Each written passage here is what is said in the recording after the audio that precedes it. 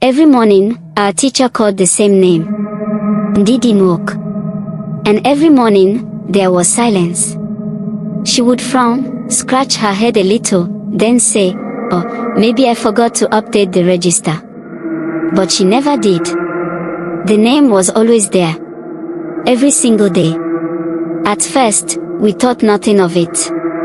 You know how schools are, confused teachers, leftover names, old registers. But after a while, it stopped being funny. Because Ndidi was not just any name. Ndidi used to sit in the third row, near the window. The seat that no one sat in anymore. I remember her well. She wasn't loud like some of the girls. Ndidi was that quiet type who didn't talk much unless she was asked. Always neat. Always drawing in her notebook when the class got boring. She liked to draw flowers and birds. Sometimes, she would show me her sketches, and I would just nod like I understood art. She died last year, during rainy season. It was a Tuesday. They said she was helping her mom fetch water when she slipped and hit her head. She fell hard on the stone behind their house. Blood came out of her ear. Before they could get a kiki to rush her to the clinic, she stopped breathing. The whole class went quiet when our teacher told us the news. Even Peter, the noisemaker who never kept quiet for 5 minutes, had his head down. We lit candles at the back of the class that day. Someone brought matches and we placed the candles on the desk she used to sit at. One of the teachers came and told us to stop, but no one listened. Even the teacher had watery eyes. We made a card for her mother.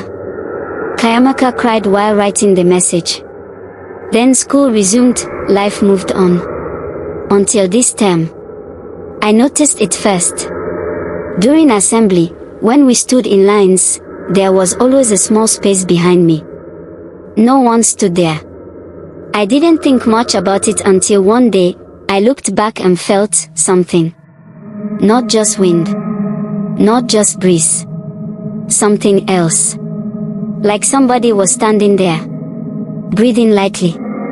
Close enough that I could feel it behind my ear. I turned quickly. Nothing. I looked again, just grass, sunlight, and students. But my chest was beating fast. I told myself I was overthinking. Maybe it was the breeze. Maybe I was tired. Who knows? I didn't say anything. Who wants to be the mad one in school? But then Peter, who sits near the window, started complaining. "Madam, can we change seats? That place is always cold," he said one morning. The whole class turned and laughed. But I noticed his face, he wasn't joking. Mrs. Ojo rolled her eyes and said, "Peter, face your book. Do you think this is hotel?" But I could tell, Peter was scared. Then something strange happened. One day, Kayamika came late. She opened the classroom door gently and walked in. We all turned, as usual. That's what students do, whenever someone enters late, everybody turns to stare like we've never seen a human before. But she froze. She just stood by the door, staring at her seat. "What is it?" someone asked. "Sorry. I thought someone was sitting there," she said. "Who?" "I don't know," she looked confused. "I saw a girl there." Everyone looked at the seat. It was empty. But I knew where she was looking, right next to the window. Right next to Ndidi's seat. It got worse. I started hearing things. At first, it was during quiet time, when everyone was writing notes. I would hear faint whispers. Not loud. Just soft sounds like someone humming or mumbling. I looked around. Everyone was busy. Then the whispers stopped. Next time, it was after school. I forgot my pen and ran back to class to get it. Everyone else had gone out. The hallway was quiet. You know that kind of quiet that makes your skin crawl. As I opened the classroom door, I heard the sound of a chair dragging on the floor. Slowly. like someone was just standing up from their seat. I paused. I looked. The desk near the window, Ndidi's old seat, was slightly pulled back. Not like someone moved it earlier. No. It had that fresh movement. That little tilt. I didn't move. I just stood there. My throat was dry. Then the pen I came to get, it rolled off the desk by itself and landed by my foot. I didn't run. I didn't scream. I just bent down, picked the pen, and walked backward out of the class like I was reversing a car. Later that week, I told Sandra, one of the senior girls. She was always calm, always painting her nails. Nothing used to shake her. I said, "Auntie Sandra, can I ask you something?" She looked at me with one eyebrow up. I told her everything. The whispers. The code. The desk. The pen. She didn't laugh.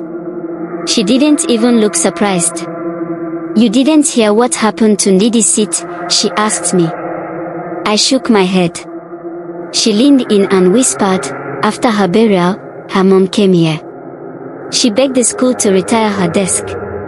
She even brought palm oil and cola nut to do some prayers. They refused. Said it was nonsense. Said they don't mix education with village things." I felt cold. Sandra continued, "Since then, nobody can sit there. Anyone who tries, either falls sick or transfers school." The next Monday, the teacher called roll call again. Ndidi woke. Silence. But this time, I heard something. A faint voice. Low.